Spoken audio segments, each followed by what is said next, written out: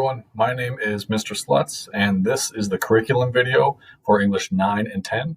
Today we're going to preview the syllabus, go over a few important key pieces of that, and then also look at how Google Classroom is organized, as your student will be using Google Classroom for most of their work in my class this year.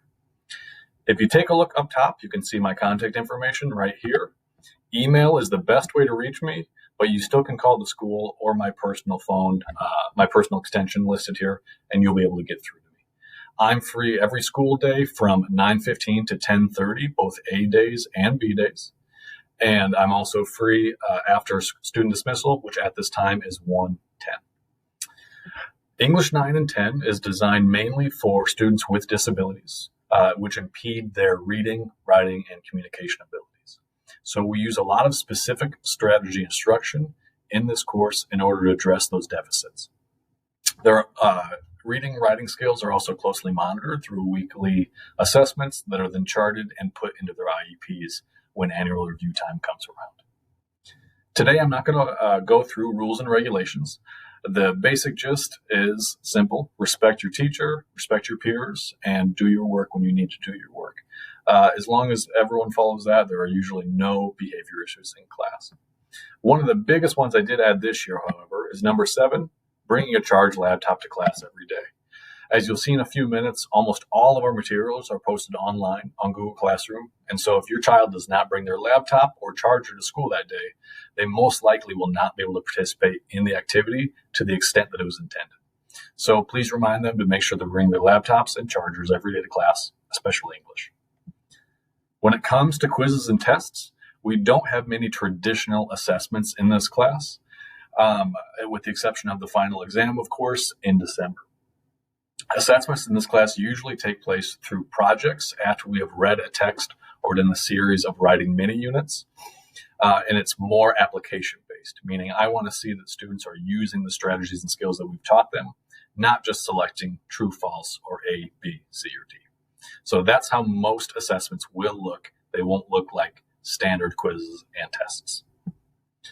When it comes to daily work, most of our school work looks similar as far as structure goes every day. We do a quick warm-up to sharpen language arts skills. We do a short writing mini lesson in the beginning. We then move on to the text portion and practice our reading strategies. And in the end, we wrap it all together with a short exit assessment. This takes place almost every day, with the exception of days where there's a time crunch and we can't reach everything. When it comes to grading, the final exam, just like every other class at SHS, is worth 15% of the grade. I don't have my grades broken down into categories or percentages at this time, mostly because this class needs more flexibility than that in order to meet the needs of the students. So we can't predict every single assignment laid out over the course of the semester, because there may be lessons or assignments come up that are reactionary to student needs and what they need to be working on.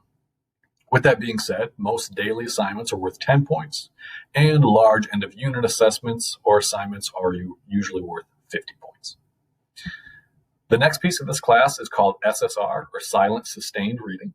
You can read the details in front of you for yourself. However, I'll give you the basics. Every quarter, your child must select one book. It doesn't matter what genre it is. My only requirements are that it's at least over 100 pages and that it's within their reading level, meaning not too difficult or not too easy. Over the course of each quarter, your student will read this book, and at the end of each quarter, they will record what I call a book talk. It's a very simple set of questions that they have to answer about the book with one sole objective: to prove to me that they read it. So make sure that you're encouraging your child to read their novel at home, as it is a large grade at the end of every quarter in English. It is worth 100 points per quarter, meaning every semester, this is 200 points of their grade, a very significant portion. When it comes to being absent, my expectations are that students log onto Google Classroom and check what work they missed that day. If they're capable of doing it on their own without my assistance, I do expect that they go ahead and take care of that with a one-day extension from that absence. There are a few assignments or projects that they'll need further help on, and that's when they can email or come see me at an appropriate time. Speaking of coming to see me, students are welcome to schedule appointments with me anytime before or after school. I usually arrive at 7:15, so I have 30 minutes before school, and I'm at school at least until 3:05, so there's a large 2-hour window afterwards that we can schedule as well. All that takes is an email from the student, and we can put that on the books. Lastly is my late work policy. This is a new policy this year that I am trying. If you'll see right here, the breakdown is pretty simple. 1 class period late is a maximum of 85%. 2 class periods late is a maximum of 70%. And after 2 class periods late, there is no credit allowed. Following an excused absence, every student does get 1 additional day based on that absence. Since we're done with the syllabus now, I'm going to go through the Google Classroom just so you know what it looks like so you can help your student at home if he or she needs it. This is what our Google Classroom looks like. Under lessons, you're going to see the different dates. This is every date that we have class. The instructions and materials are housed under Google Classroom.